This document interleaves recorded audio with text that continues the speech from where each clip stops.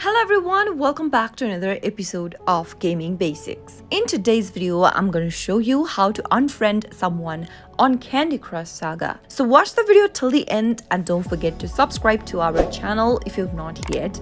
Press the notification bell so that you'll never miss another upcoming upload from us. If you want to unfriend someone on your Candy Crush Saga game, then the process is quite easy. From your main home page or the map page of Candy Crush Saga, tap on your profile icon at the top, but make sure that you're logged into your account. Once you end up in this profile tab, tap on friends. All of your friends that you've added will be displayed on the screen. Select the friend you'd like to unfriend and give them a tap. Now, tap on the unfriend button and select yes in order to unfriend or remove the friend from your friend list. And that way you'll be able to unfriend someone on Candy Crush Saga. That is how it can be easily done. I hope the tutorial was helpful to you. If it was, go ahead and give us a thumbs up.